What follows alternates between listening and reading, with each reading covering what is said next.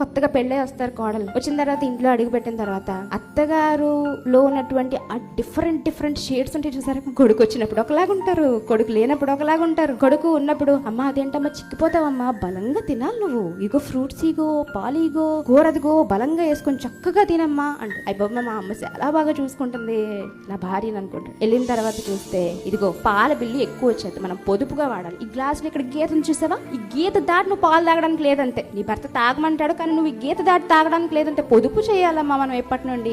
ఇదేంటిది ఇందాక మా ఆయన ఉన్నప్పుడు ఒకలా మాట్లాడింది, ఇప్పుడేమో ఇంకొకలా మాట్లాడింది అని అలా గమనిస్తూ ఉండదు పాపం పిచ్చుకోళ్ళు. కూతురు ఉన్నప్పుడు ఒకలా మాట్లాడతారు, కూతురు లేనప్పుడు ఇంకొకలా మాట్లాడతారు, ఇరుగు పొరుగు వాళ్ళు ఉన్నప్పుడు ఒకలా మాట్లాడతారు, లేనప్పుడు ఒకలా మాట్లాడతారు. ఇలా రకరకాల షేడ్స్ చూసి కోడలు అనుకుంటది. మా అత్తగారికి పద్మశ్రీ అవార్డు కూడా సరిపోదు, ఏదో బలమైన బహుముఖ ప్రజ్ఞాశాలి అవార్డు ఏదైనా ఇస్తే మా అత్తగారికి ఇవ్వాలనుకుంటారు. కోడలు కూడా అలాగే అనుకుంటారు. ఎందుకంటే ఇలాంటి పరిస్థితులు ఉన్నాయండి సమాజంలో. కొత్తగా పెళ్ళై వస్తారు కోడలు. వచ్చిన తర్వాత